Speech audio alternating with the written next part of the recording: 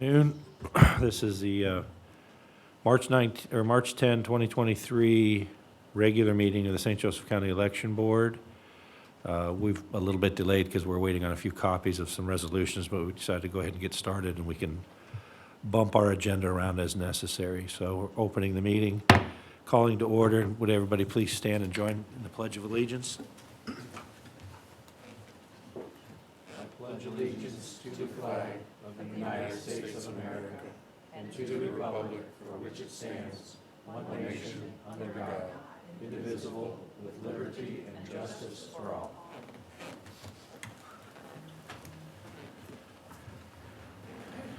Thank you. Our next item would have been the approval of the minutes of February 22nd meeting.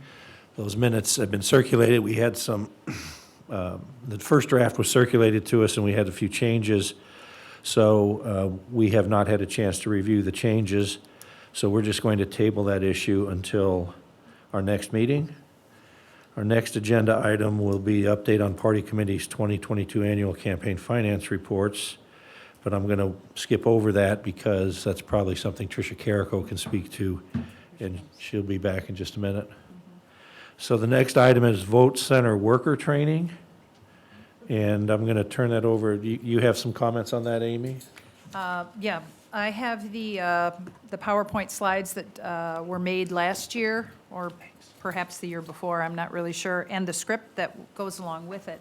And I would like to review this. I'm in the process of reviewing it, perhaps making some tweaks here and there, correcting language from poll workers to vote center workers, and of the like. So I would like a chance to go through this and then present the changes.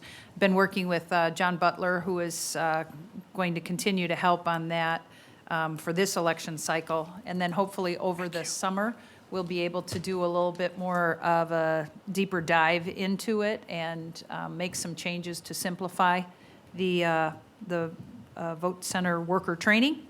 And I know that Nick Abernathy has a part of it as well, as does Dave Smith. And so I would just give you a heads up. I'd like you to perhaps review what you've got and see if there are any updates to what you have in your part of the vote center worker training. Yeah, there will be, because it's a primary, and there's special ones that go in there for a primary.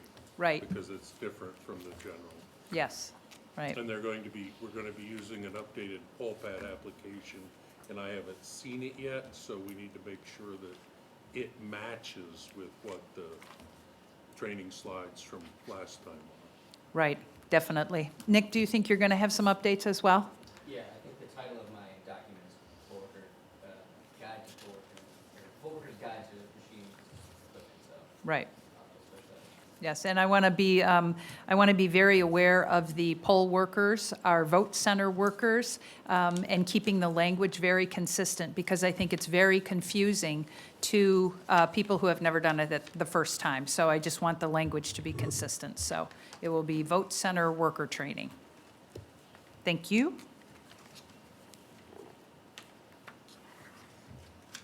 Okay. Getting back to the update on party committee's 2022 annual campaign finance reports, there was a deadline for the party committees to have submitted those reports that came up a few weeks ago. I just wanted to check to see if anyone knows whether they were filed. Tom? Hi. We got them all. Okay, They're all great. good. Yes.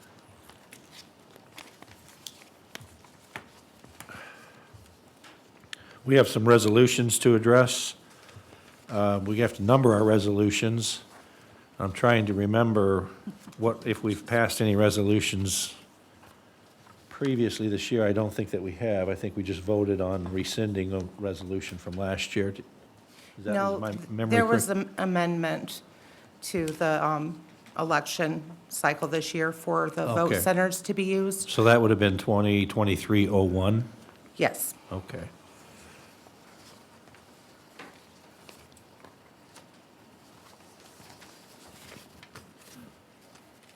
And it looks like we have 3 new resolutions.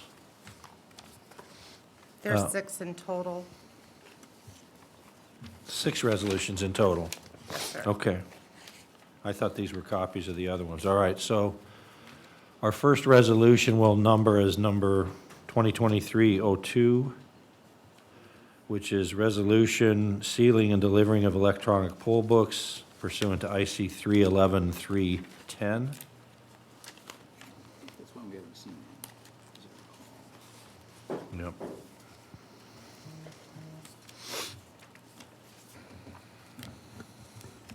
That's a group of three that we haven't seen. What do you want to do about that? I guess the question would be whether this is the same as last year. Okay. So my question just is whether this is the same, these are new resolutions that we're seeing, but whether these are the same as last year. They're going to be the same as last year, just updated for this year's election cycle. Okay. So instead of 22, it'll be for the 23 election I cycle. would comment on that specific one. I believe that's because we don't follow the exact statute. This is an exception which we ask for and have to approve every year because the statute calls for us to give the poll pads to the inspectors ahead of the election, and we generally will not do that. It's not helpful for them to go to an inspector's house prior to the election. And so we put them in the ballot box, which is then sealed and then delivered to the site and then opened on election day. So, yeah, we just don't want inspectors taking home iPads and doing anything with them before election day. So, and typically then the vote center techs would be the ones that would get those out on Monday when they were doing setup or on Tuesday morning. Okay? My understanding, so we need to do this every year, and I presume that this resolution would cover the primary and the general election this year? That would be my assumption. I've not read that resolution, so I don't know, but that's my understanding of what it has been. Is it referenced? Yeah, this one isn't specific to the primary or general, it's just a cover for the year. Okay, so we probably ought to just either as part of the minutes, reference the fact that resolution applies to all of calendar year 2023. That way there's no mistaking that it Right. covers both We'll the just let the primary and the general election. Let the minutes reflect that even if the language is not in the resolutions we're passing, that they apply to, the resolutions all apply to the primary and the general election For 2023. for 2023, yeah. So these resolutions need to be passed unanimously. So this first one I'm labeling as 2023-02. I'll entertain a motion to pass this resolution. I move to pass this resolution. Second? All in favor? Aye. Aye. Aye, carries. I'll circulate for signature in a little bit. The next resolution I'm calling 2023-03 or 03, to count absentee ballots at any time after 6 a.m. on Election Day. And again, this would apply to the primary and the general election. And this, but for the updated changes to the year, Kim, this is the same as last time, correct? Yes, it is. Okay, then I'll entertain a motion to pass this resolution. I move to pass this resolution, 03. Second? All in favor? Aye. Aye. Aye, it passes unanimously. Next one, 2023-04, provisional ballot counters for the primary and general elections 2023. This looks like it actually does include the language for both the primary and the general election.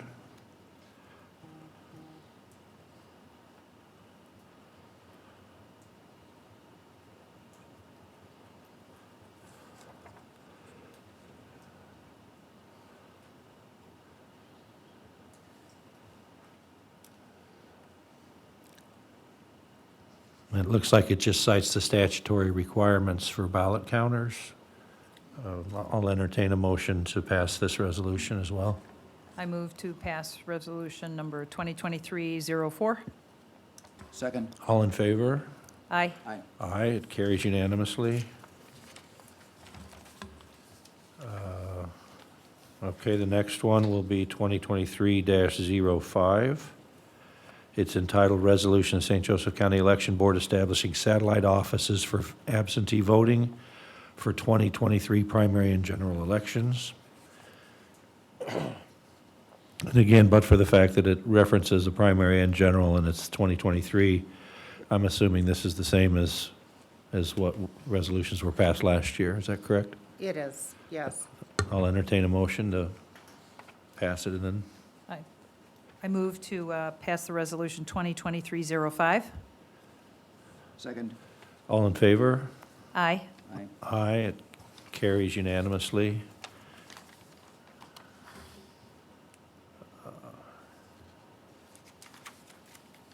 And we are going to have to fill in the resolution number for the satellite office hours, which we'll get to. And then I'll circulate this for signature as well.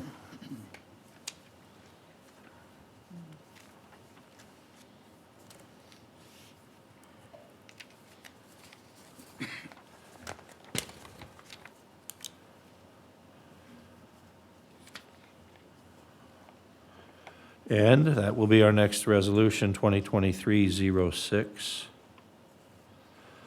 Amended resolution of the St. Joseph County Election Board establishing the dates and times for voting before the absentee voter board.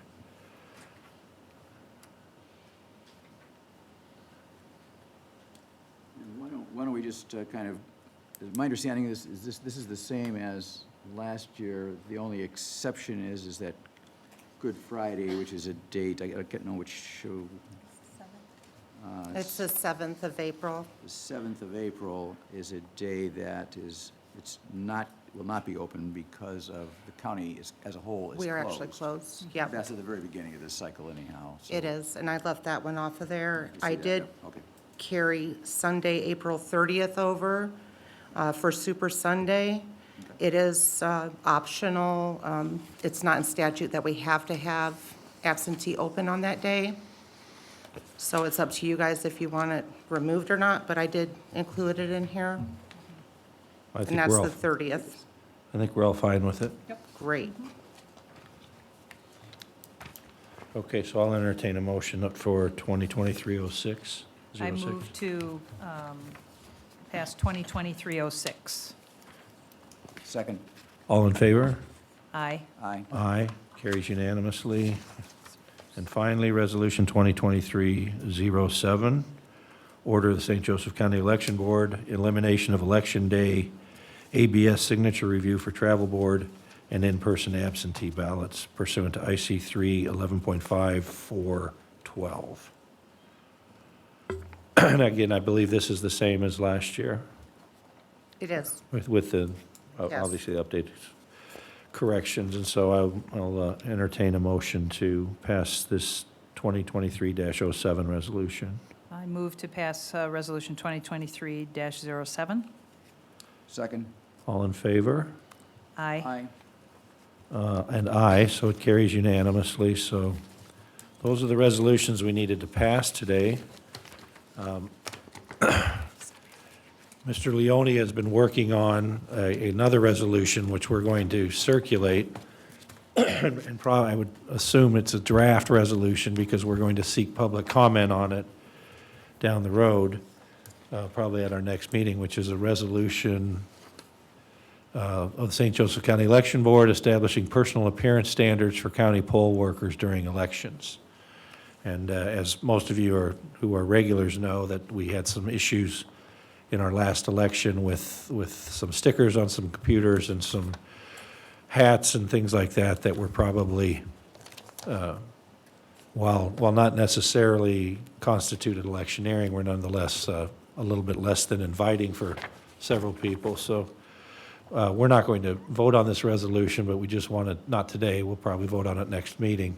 We just want to make people aware of it, and we're going to post it. So next meeting, we'll probably ask for public comments from people before we do vote on it, because we want people's input. Let me just add an additional comment. In general, this tracks the St. Joseph County Personnel Manual section. It's actually, for those of you who have access to it, it's at, and I think it's also on the web, it's actually page 84. There's a set of appearance standards. It basically says, when you come to work, you should look presentable, you should look, kind of business casual. No T-shirts that have slogans on them or whether political or not. But the whole idea is to kind of create a neutral environment where when voters come in to cast their votes, there isn't anything that's intended to push them one way or the other. And we found that a number of election boards, not only in Indiana but also other places, have done this. And the idea is just to kind of create a good and healthy environment to kind of encourage voters to come out. So, but we do want to get some feedback on it. So I do have a couple of extra copies up here if folks would like one after the meeting. And we can post it too, right? It can be posted as a draft resolution or something? Okay. Our next agenda item is absentee ballot storage. That's kind of, I think, we'll get an update on that. Right, so we have been looking into our options for absentee ballot storage for this year, and we would like to be able to store the ballots in the empty voter registration office, which is up on the 4th floor. The reason for that is because the office is not used for anything. The office is empty. And there is a lock on that door, which we would replace with another 2 locks, the one lock for the Democrat, one lock for the Republican key. And then additionally, there is extra security because it's inside a room, voter registration. So the voter registration outer door is locked, the roll-down window is locked as well, and then the room itself will be locked. So that's what I would like to do. We have talked via email, the election board, about a couple different options, and the empty room in voter registration on the 4th floor seems like the best option that we have. And I think that's as much an administrative determination as anything else, but if you would feel more comfortable, we could vote on it and make it a formal determination of the election Well, I feel board. as long as it's recorded in the minutes that the board discussed it and agreed on it, I'm happy with that. Okay. And I do want to say that there will be cameras put in there, 2 additional cameras. And then there's the camera that as you approach VR, so you see who walks up to it, and then there will be 2 cameras in the room itself. Okay, and then the only other issue with regard to that is the issue of the number of keys each party representative will have. Correct. So I know that there will be the 2 different locks put in. Brian Davidson is here. He's the one who we would order the locks from. And so there would be, I would propose that there would be 2 keys to each lock, 1 key to be held by each of the board members, by Tom and by Chuck, and then you would designate 1 additional key to someone that is normally in the building Yeah. of your choosing. So that's what I would And so suggest. my question is, can they make 2 non-duplicatable keys that are the same? Yeah, go ahead, come on up.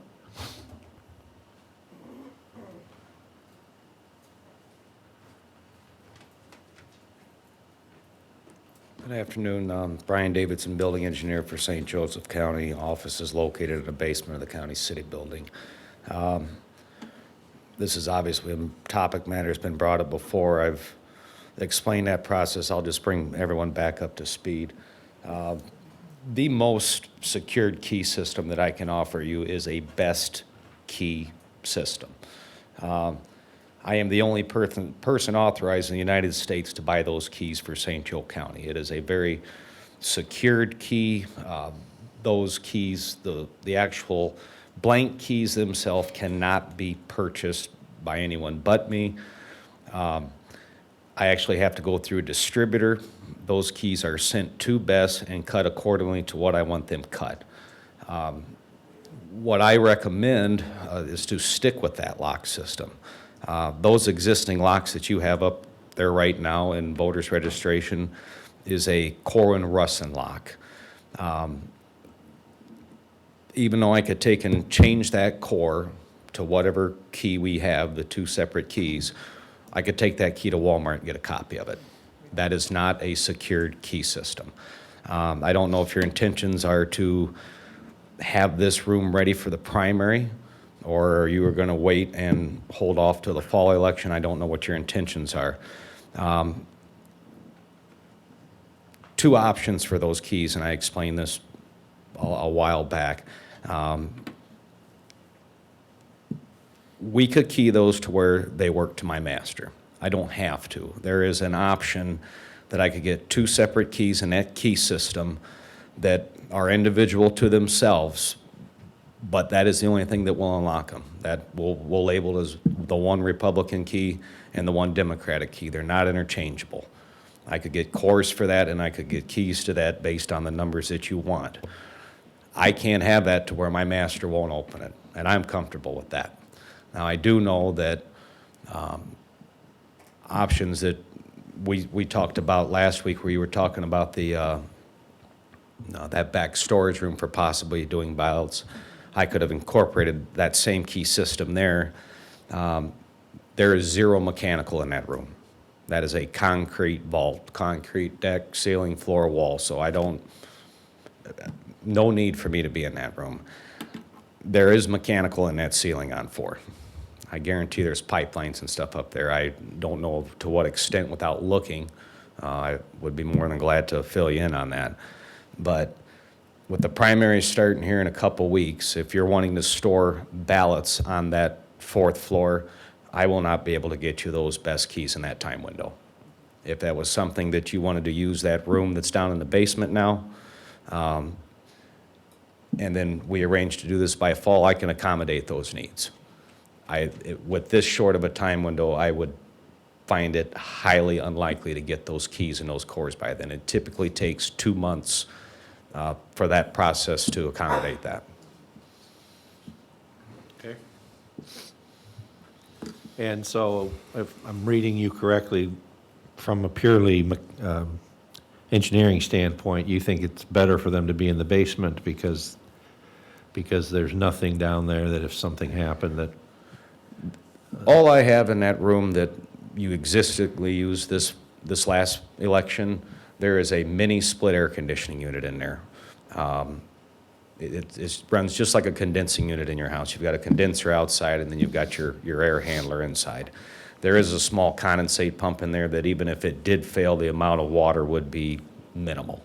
It's the actual water that would condense on the coil and go to a pump.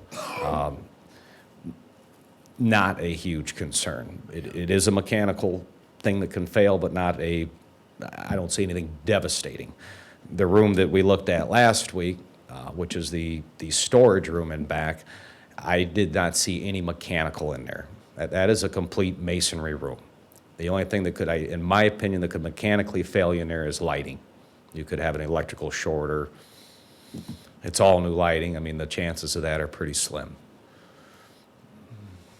My standpoint, just because of what all arose the last election with the key thing, those existing keys that you have on the 4th floor, even if I change the cores to a core and rust unlock, that is a blank that is available at most retailers.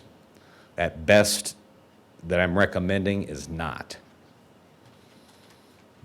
That is a very hard key to try to get. And one thing that's nice about that, if anyone had any question, any scrutiny, that for whatever reason I decided to go out and make another copy, that is 100% traceable. Best keeps a lifetime record of every key ever sold and whoever bought it. So if at any point there was any question, any of you folks could contact Best, and they have that inventory.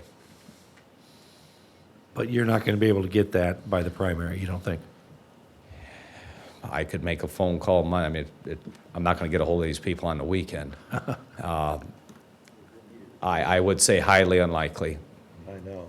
Yeah, it's going to be when we start receiving absentee ballots, not election Which is, day. absentee starts what, the 4th? Well, no, technically, it's going to start next week. We're going to have our Right. board members, absentee board, because we have ballots that have to be out by Saturday. So you'll technically have absentee ballots in your possession by next business week that you'll have to Yes. store? Then my answer to that would be no. I will not that best lock system. That would be impossible to provide that to you, especially if you wanted the system set up to where you had your two individual keys, Republican, Democrat, the amount that you people wanted, and you folks choose if you want it keyed to my master or not. At this point, I'm comfortable not having it. Yeah. Well, I know one of the concerns we talked about using the room downstairs that you're referring to, the cement wall room, is that it's also used as an office supply area. Right. And it would be very difficult. I think we, as the election board, we want a dedicated room for the ballots. Right. Just, the And- only thing in the room is the ballots. Right, So- and I mean, just a suggestion or my opinion, I mean, that is a very sound room. I have, in the 21 years I've been here, at a mechanical standpoint, I haven't had any issues with that room. I haven't had any, because you're in the basement, I haven't seen any concerns with any prevalent moisture or anything in that room. Which With room? time allotted, Are you talking about the room that they The s- were in the last season, or The storage The room. storage room, okay. I mean, Yeah. just in my opinion, that storage room is ideal. It's contained within your clerk's office. I mean, an alternative, in my opinion, would move part of that storage material to a different area and dedicate that as your ballot room. That is a sound masonry room. And with time, I could get the correct locks that you people desire, and I don't know how much more of a secure area you would want. And based on statutes and stuff, I don't know the rules and regulations. If that would be something you folks would have to answer at an attorney level. Does the statute state that has to be within the clerk's possession in that courthouse, or can it technically be in another building? I think the statute refers to the locks and just the storage of it. I don't think it refers to the actual. Yeah, I don't know. location That's not of my it. Right. expertise. Right, right. Mhm. Tricia, could you speak to central count and the availability of the ballots, proximity of the ballots, and that is another factor? Yeah, because you know how they would have ballots downstairs, and then they would have to bring them up periodically. With it being right here, and you already have a Democrat and a Republican VR who is now part of the clerks, that is something that they can be designated to do. Instead of having to go downstairs, go through the tunnel, come all the way up here. It was a matter of convenience as well. And that back storage room you're referring to, there's a lot of court things that people are going back and forth, and, court staff, that they need their paperwork, that we can't just lock it. And I mean, there is shelves and shelves of court paperwork that they need, like PO paperwork, that we just can't lock them out. Because before, I can't speak to how it was before, but with the two-lock system, there's just no way that we could accommodate anybody going in and out of that room. And then thing with the two cameras in the VR, that is also tracking who goes in and out of that room. That's another thing that we were discussing, having to log who goes in and who goes out. And that's fine if your folks are comfortable with, at that point, you're solely relying on your cameras as your security of and that's just going in and out of that office area. Not- Into that specific room as well. There's cameras in that room as well? There's going to be, yes. Richard has come up, IT, and they looked it over and where they would place the cameras so that. And they'll have those in place by when you He- folks have possession of absentee ballots? He is aware, so he has ordered, whether it would be in the back storage room or if it would be here, he has still ordered additional cameras. Yeah. And I'm fine, this is your guys' show. But Sure. as far as the locks, I can't promise that for you on this fourth floor, not at this time. I definitely could have them done well in advance to your fall election, but you have your locks that you have there right now. Even if I rekeyed them with a new Corwin Russian core and keyed to a new key, you're up to the complete honesty of whoever has those keys not to duplicate them. That key is a common blank that can be made at a local lock. I could go right down to, on Miami to Ace Lock and get 20 of those keys made if I want. A best key, you could not do that. It sounds like we're going to have to do this in phases then because of the Yeah. length of time that it takes Right. to get those Right. keys I mean- that I was referring to as non-duplicatable. So, I mean, I personally, when I looked at the basement space, my first thought was, well, we got to build a wall in here and create a dedicated room because we can't have this storage, this massive storage room, have people coming in and out all day long. But maybe there's a way to knock out a wall and put it, you know, put up a wall and knock out a wall and put in a door. But I thought, well, that's going to a lot of work if we've already got a room up here. So it sounds to me like we're just, because of the length of time that it's going to take to get those keys, that I think we just need to get the new locks, which you're talking about, unfortunately duplicatable, and be on the honor code until those new ones you can get those new ones in. Does that sound? So you're going to want me to recore these Corwin Russins that are here with new keys by next week as well? You're wanting that? Just, Or are we using the existing locks that are there? you're only going to rekey the one office that's holding the ballots. And it's going to because- have how many locks? Two Two. locks. So one is a key R and a turn and D. one is a deadbolt. Is that I guess that'll suitable? yeah, that'll work for now. I think that will work with the mortise locks that are already there. I'll take a look at it before I leave. Okay. That sounds good. So, I guess we need to make a motion to move the absentee ballot storage room up to the fourth floor in the empty office within voter registration. And I'll add one more thing before you do that. I will check with Ace Lock on our Corwin Russian locks if those cores are available to where my master won't fit it. Because right now, every Corwin Russian lock in here is keyed to my master. So, Personally, I'm not at all concerned about that at this Right. juncture. I just think we have to take this in two phases. because even if you had the two locks, I wouldn't, it would be keyed to my master for both. I will look into that. Yeah, I'm not worried about that if it is or it isn't at this stage, because I think we just have to take it in two phases. Get two new locks. I mean, one of them could be the same, I suppose, but get two new locks with two new keys for each lock in that one particular room. And then for the general election, we'll get that best key system that you're talking Yeah. about. That's going to take longer to, and hopefully, you know a lot better than I do, hopefully it can just replace it out somehow so that we Yeah, don't.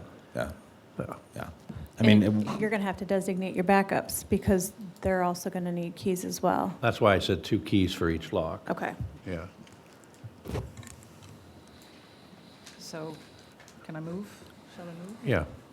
I move to make the absentee ballot storage room on the fourth floor in the VR empty office and have Brian Davidson Core provide two new locks with two keys each. Okay. Second? All in favor? Aye. Aye. Carries unanimously. And do you want to designate on the record your secondary key holder, or do you want to wait on that? I will wait. Okay. Okay.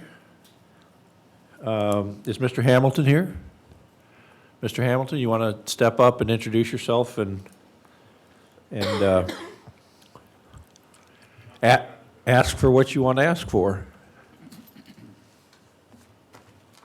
All right. My name is Craig Hamilton. I'm a resident of Mishawaka, have been for a number of years. I'm semi-retired. I drive a school bus. I've been active as a politician, being a donor, a voter, a volunteer, and a worker. I drove people to the polls when they couldn't find ways to get to the polls. I did door to door. I worked as a sheriff for 2 different elections over at Smucker, and I did quite well. I know the rules and all that. Volunteer at Potawatomi Zoo, Humane Society. I'm active in the community. This last election was a lunar eclipse, if everybody remembers. 5 o'clock in the morning, we were there. It's 40 degrees, cold, windy, but we had a great turnout there at Smucker. There was people coming, lining up real quickly.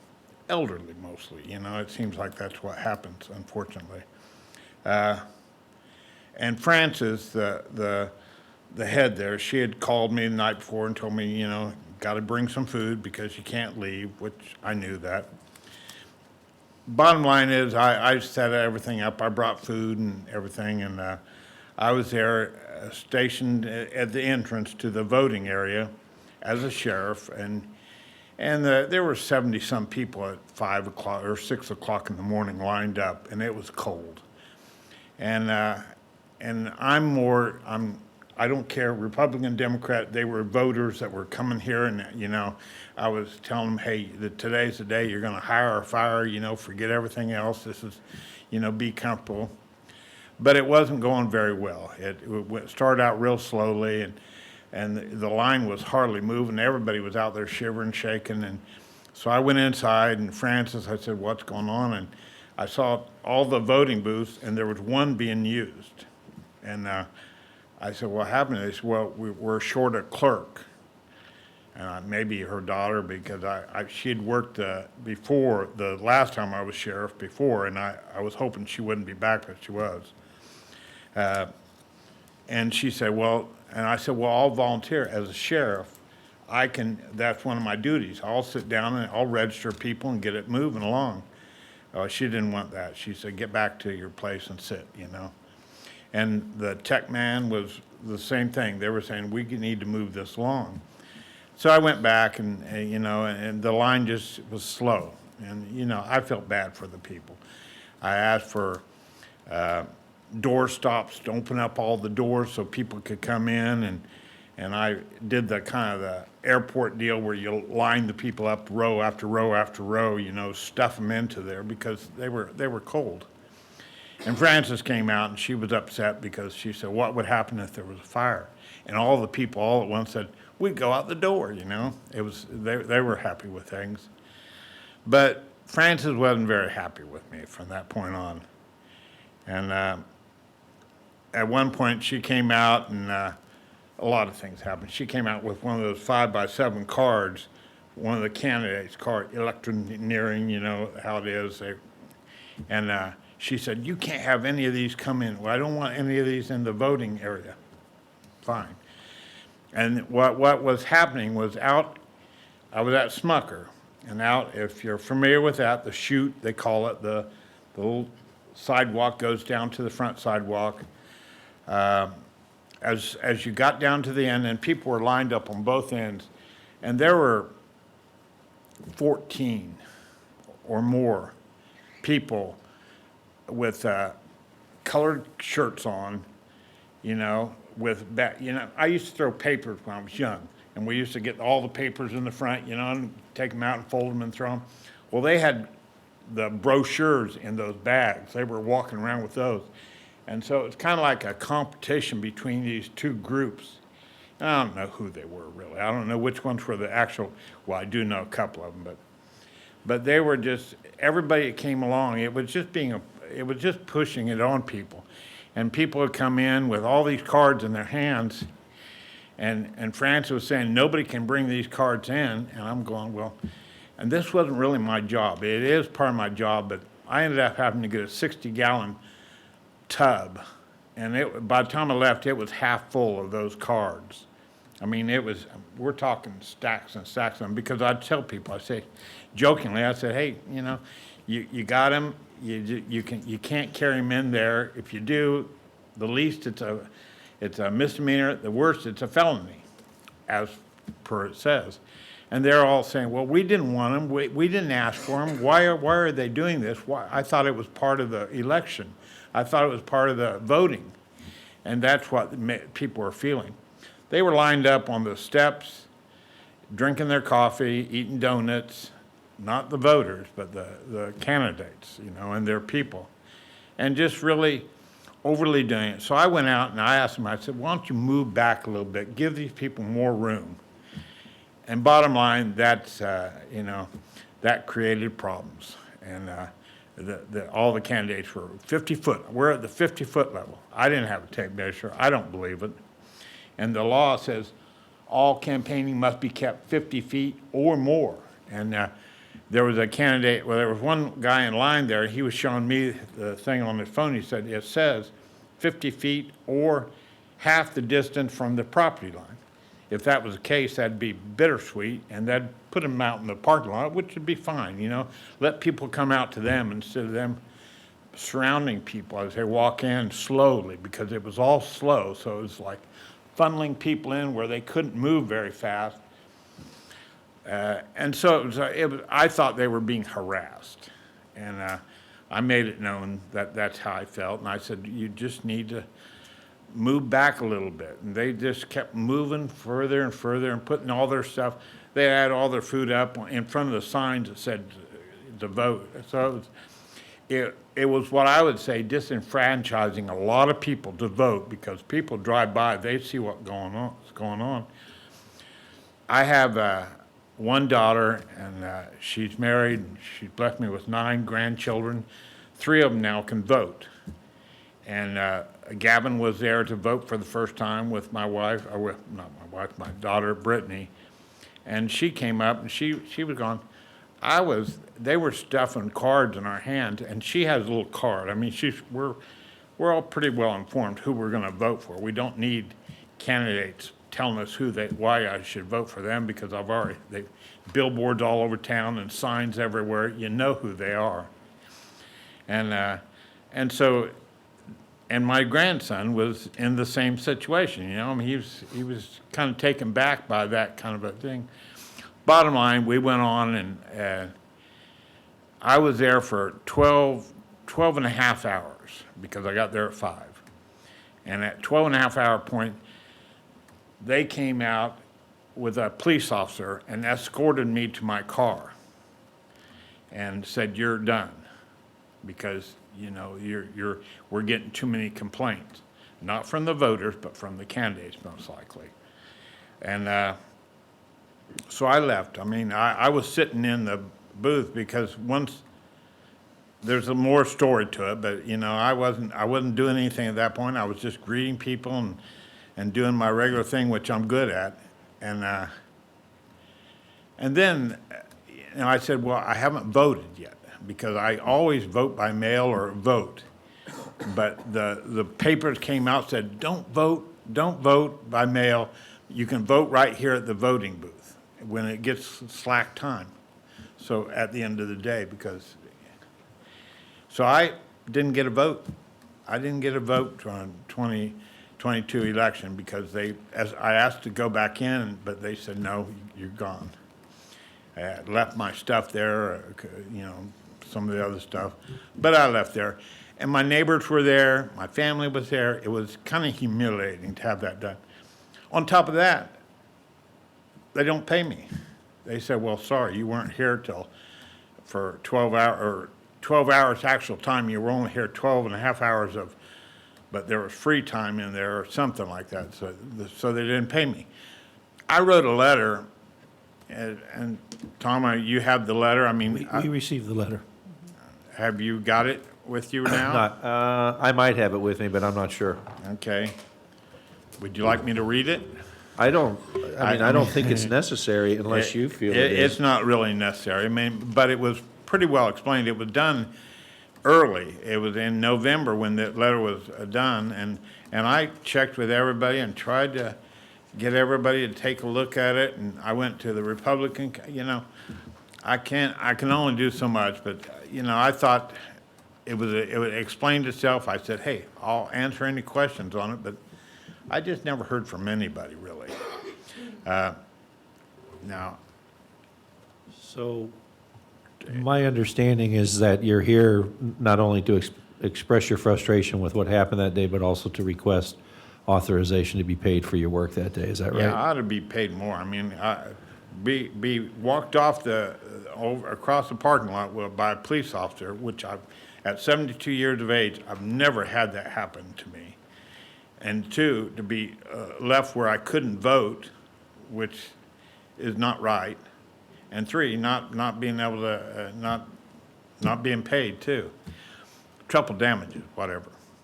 But, yeah, that's what I'm asking for. And I talked to you and you said to come here, and today the trains were all backed up over all the railroad crossings, and we were late with the kids going to Penn and all this, the school and with the buses and all, but I made it here. And, it's just sad that, you know, that the voting wasn't very much fun. And a lot of people, I think, saw that, the same thing. I just don't know how this is it got out of hand with these candidates being so pushy on people and so, you know, just in everybody's face. You know, that doesn't make it nice. I told people it's your time to hire and fire. You just enjoy it. It should be in June when it's warm, and it should be a national holiday. I kept them going that way, but everything on the list of me to do, I did. All the stuff, because I know what to do with it, I think. But I may have, you know, made some people too upset because they couldn't push their, I have all the names of the candidates that I talked to there. That's okay. I worked at the fairgrounds, Zach Potts, you know, I met him. We, you know, became slightly friends, but because I was so energized with the young, you know, the youth out there and, you know, working with candidates and such, and it was neat. And I worked the booth there for 2 or 3 days. That wasn't a paid deal, but I thought I was going to win that Henry rifle.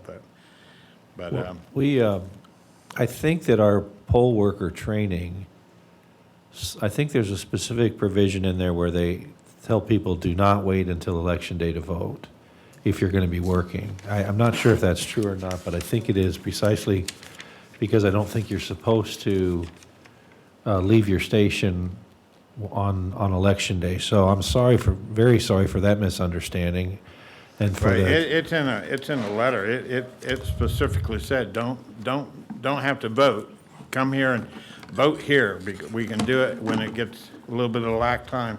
And I hadn't thought of it before, but I have all the paperwork. the other thing, Mr. Hamilton, is I'm not sure that we have the authority to do anything other than vote to make sure you get paid from the work that was contracted for. You mentioned something about possibly additional damages, or I know, I don't think we have the authority to even address that at this time. An So if that's apology would be something that- nice too, you know, I mean, I just,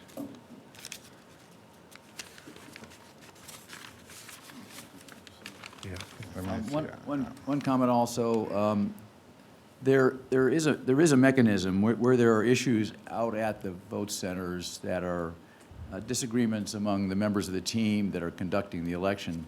There's a process. I mean, we as the election board are in session all day from 5 a.m. on until the votes are counted and published at the end of the night.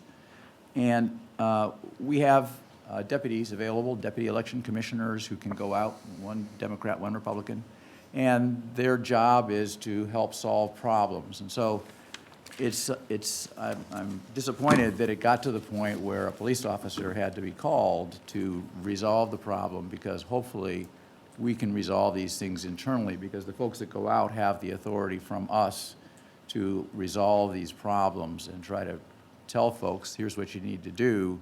And our overall job is to make sure that voters can vote and that they can express their intent in the seemed like that was ballot. all going toward, and I appreciate that, and I think that is the way it should be, but it seemed like everything was going towards the candidates. It wasn't like nobody talked to the voters. I mean, it was all, well, candidate, what's going on here? I think, you know, maybe I missed some of it, but Yeah, I think the point is that when things seem to be going wrong and it doesn't seem to be an immediate resolution, there is a way to get those problems resolved, and making that call, and actually anybody there can make that call. It can be the inspector, it can be one of the sheriffs. And we'll make sure somebody gets out there and get these things. We had those same kind of, not that exact same kind of problem, but we had other kinds of problems that we did send folks out, and we got things resolved. So that's just something that we need to remember going forward. Well, they came out, but, they came out, they talked to me, and then they went into the, with Francis in there and said, these cards can come into the voting area. And I said, no, that's not right, but they said they could, and I couldn't understand that. And then the candidates started coming up wanting to use the bathroom. And I said, hey, the rules say unless you're a voter or worker, you can't come into the polling area. And that was a contention. And then Frances overruled me on that. Let them come in, and I told them, walk down the subway, I mean, you guys, it's just down the street a little bit. They got nice bathrooms down there. But, No, they do not. That's my neighborhood. Those subway bathrooms are awful. well, probably so. I'd just say that, nice enough that they could have used it. Mr. Hamilton, what time did the police escort you off of the property? 5:30 about. Okay. I mean, I'd been there I was there when the eclipse was up there. I was out with the people saying, hey, look up there, this is neat, and that was 5 o'clock in the morning. I live right around the corner, so it made it rather easy for me. Thank you, But- Mr. Hamilton, thank you very much. I'll entertain a motion in response to Mr. Hamilton's presentation to authorize the payment of his day from working. I second the motion. No, I'll entertain a motion. No. I'm not making the motion. So you want to make the motion? I will make the motion to pay Mr. Hamilton for his work that he did on Election Day. Thank you. Any second? I'll second. All in favor, say aye. Aye. Aye. So it passes unanimously. So we'll make sure that you get paid. And you've got my contact information, so if something, you don't hear from us, or from voter registration, I guess is where it would be coming from, let me know. All right. Okay, thank you, Mr. Hamilton. Under other business, I've actually forgotten what our other business is. Do you guys remember? I had one item. At the last meeting, we had talked about the flash drives and Oh, that's right. overwriting those for this election, and I had a question about how the data was to be preserved, and so we asked Jeremy to just check into it with the folks downstate. And you talked with them, and you talked with Dave also. Could you kind of give us a brief update on how we're doing it and whether we're doing it the right way? Sure. My understanding from speaking with Mr. Leone and Dave is that each vote center has a flash drive that stores all scanned ballots data from all scanned ballots. At the end of Election Day, those flash drives are transferred. The data from the flash drives is transferred over to a central computer where it is then stored. The data is kept on the flash drives. Sorry. Sure. After the data from the flash drives. Is it, I don't think your mic's on. Can everybody hear me? Can you hear him now? Okay, go ahead. Okay, sorry. No, after the data from each flash drive from each vote center is transferred over to a central computer, the data remains on the flash drives in its original form for the period within which to challenge the results of an election or to file a motion for the votes to be recounted. And then in many cases, it's my understanding that the data is actually stored on the flash drives beyond that period. But that after a certain amount of time, to reuse the flash drives, the original form of the data is overwritten. However, it still is stored for at least 22 months, which is consistent with the timeline set forward in Indiana Code 3-10-1-31.1. And the paper ballots are also stored for at least 22 months as well. So I just described that process to members of the Indiana Election Division to confirm that what we're doing as far as storing the election data and then overwriting, or I guess erasing the data from the flash drives, was consistent with that subsection. And that was confirmed. It was confirmed by the members of the Indiana Election Division that we were following the statute, and there wasn't really any issue with it. So I think essentially the answer to your question, Chuck, was yes, we can erase the data that's stored on the flash drives. All right, so in essence, we are handling the electronic data correctly. Yes. Okay, so just double checking. So I think we're all set then. Okay, well then, I will need the envelopes with the tapes and flash drives in them out at the warehouse from fall 2020. So we can store the paper that's in the envelopes and recycle the flash drives. Okay. And I do have one other thing.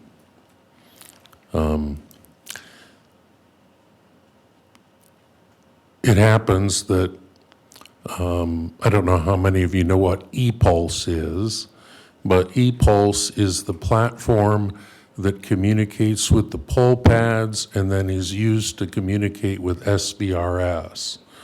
And so, for instance, for this election, the data from SVRS as far as vote centers and voters gets transferred from SVRS to ePulse. Then ePulse is the vehicle that's used to load the data on the poll pads and process it, and then the poll pads all report back up to ePulse. It's kind of a, think of it as an intermediate platform that is administered by Knowink. As it turns out, I apparently am the only one in the county now who has administrator privileges to that system because the former people who had those privileges are no longer here.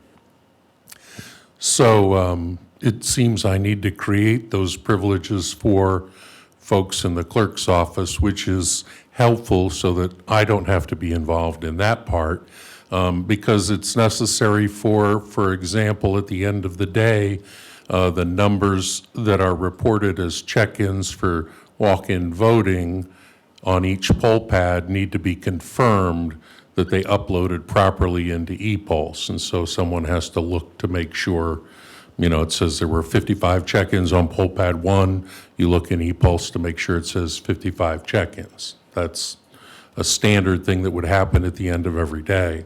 The other thing that it will be used for is on election day itself, voters who have an absentee ballot sent to them, so they're not marked absentee received, but absentee sent. If you receive ballots on election day, because the transfer between SVRS and ePulse occurs overnight, those ballots that you receive on election day, someone in the clerk's office has to mark as absentee received so that that can get correctly communicated to the live poll pads on election day, such that someone who had a ballot sent to them and they mailed it in and it was received on election day can't show up and vote in person. So those processes. So it occurs to me that number one, I probably should have you folks tell me who needs credentials so that I can set them up.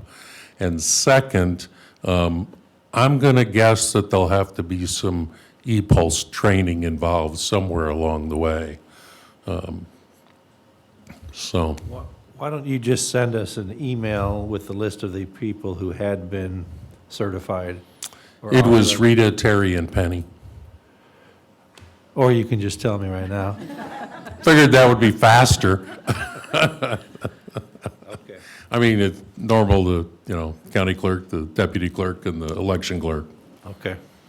So,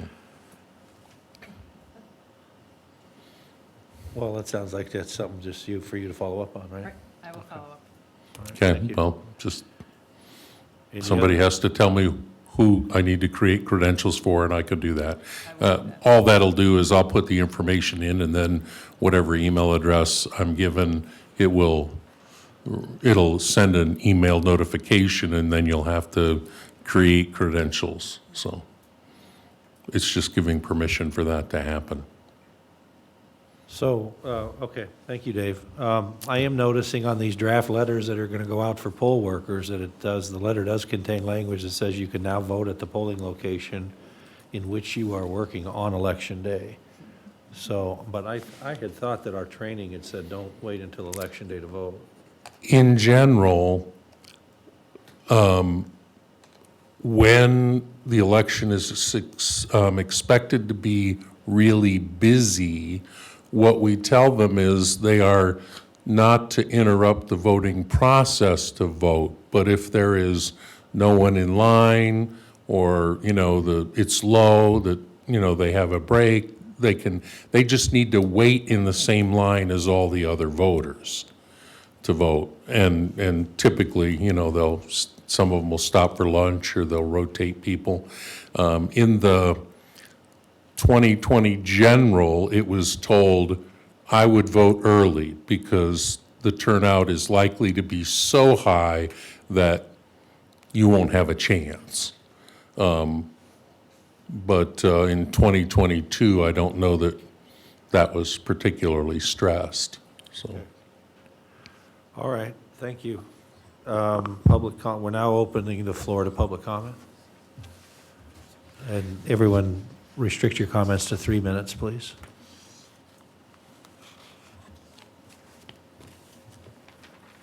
Good afternoon. Afternoon. Pam Clays from South Bend. I wanted to follow up on a complaint that I made January 13th. So it's now March 10th, and I haven't heard any follow-up. And the complaint was that Tricia Carrico was on the ballot and handled ballots. And my issue was that I couldn't even do central count because I was on the ballot. So I would like you to put that up in your priority list, and just to make sure it doesn't happen again this year. Okay. I think I mentioned at our last meeting that we did check with the Election Commission on that complaint, and That might have been the meeting. I was late because I was caregiving, so I did Okay. not see it, and not having the minutes, I wasn't aware of it. Yeah, and they indicated that there was not an issue with that. But I don't know what happened in your circumstance where you weren't allowed to, so I don't know. You have to sign a form. Are you on the ballot? Yeah. Thank you. Okay, thank you.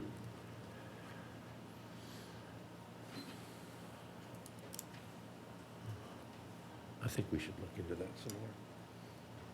I think it might be useful to look into this prospectively. So even though there may be some rules that are set by the election division, it might be appropriate for us just to make sure that there's full confidence in our election process, that anyone who is on the ballot, maybe we try to identify folks and then have them voluntarily just not be part of the count process. We can certainly look at that. I'd like to know what other counties are doing, and just to see if there's some kind of a model that we can take a look at. But I do think prospectively it might be useful, just the same way that we're doing some of the, the appearance stuff, just setting out kind of expectations. Right, and I would include friends and family family members, spouse. Yep. Other than that, yes. Okay.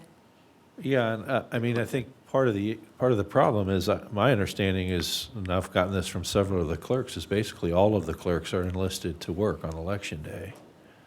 And so then we have to segregate them out in terms of what kind of responsibilities they have. Well, that certainly would be doable. Yeah. Yeah. Okay. Any other public comment? Our next meeting is going to be on the 31st, when we're going to be out at 142 South Olive Street at 10 a.m. doing the testing. At So 10? 10 a.m., right, Dave? Yes. Yeah, 10 a.m. Tom, are you sure you don't want to have a meeting in between now and then? We really need to go over the training for the poll workers more in depth. I know Well- Amy's going to look over the materials and suggest We- edits, but We can certainly do that once we can communicate through email about that, once you get done with what you're doing, if you feel we need to do that. We could also incorporate that into this meeting out here, but that would make it a longer meeting on the 31st. But certainly open to suggestions on that if we need to. I just know we do have the 31st scheduled, so why don't we just keep it that way for now, and then if you feel the need collectively for us to meet sooner than that, then we can coordinate our schedules. Great. There being no other business, I will entertain a motion to adjourn. And a second? Second. All in favor, say aye. Aye. Everything carried unanimously today.